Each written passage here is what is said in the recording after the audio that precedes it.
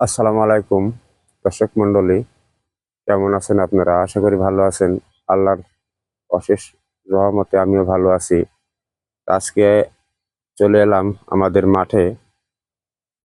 মাঠে কিছু আবাদ ফসল করা হয়েছে, সে দৃশ্যটাই আজকে দেখানোর চেষ্টা করছি। যে আলহামদুলিল্লাহ আমাদের মাঠের চিত্র, এই যে এই জমিতে দেখুন কত সুন্দর গম বোনা হয়েছে। সুন্দর গমের গাছ চাষ করা বাদেই ধানের মধ্যেই গম ছিটানো হয়েছিল, সেই গমগুলো কত সুন্দর। এই পাশে আবার দেখুন রসুন রসুন লাগানো হয়েছে। রসুনের মধ্যে দেখুন এই যে আলহামদুলিল্লাহ, দেখুন ধনিয়া গাছ বোনা হয়েছে। ধনিয়া পাতা, এটা আমরা বিভিন্ন কাজে ব্যবহার করি।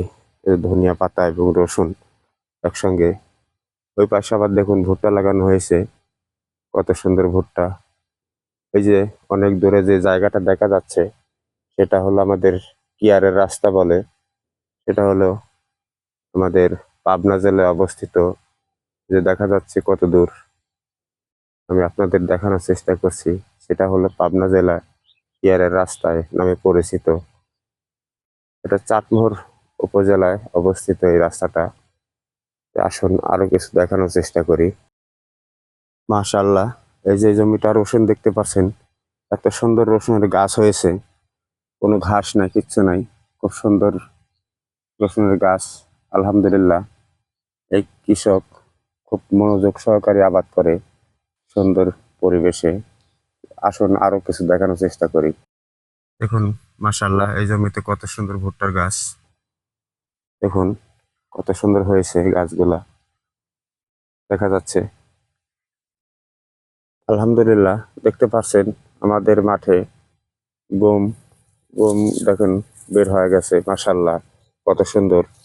তবে একটি ঘটনা, এই জমিতে কিন্তু চাষ করা হয়নি।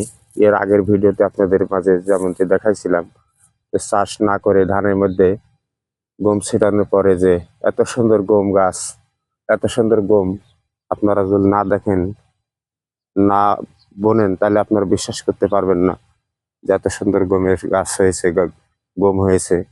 মাশাল্লাহ, সারা জমিতেই। এটা কিন্তু কোনো চাষ করা নাই, ধানের মধ্যে থেকেই গম বোনা হয়েছিল। তা আমাদের মাঝে মাঠের এই হলো দৃশ্য।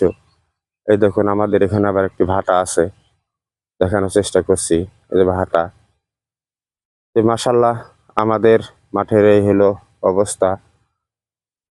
চতুর্দিকে গাছপালা, খুব সুন্দর একটি মাঠ আমাদের বাড়ির পাশেই, কত সুন্দর। ভিডিওটি ভালো লাগলে অবশ্যই শেয়ার করে দিবেন। ধন্যবাদ। আসসালামু আলাইকুম।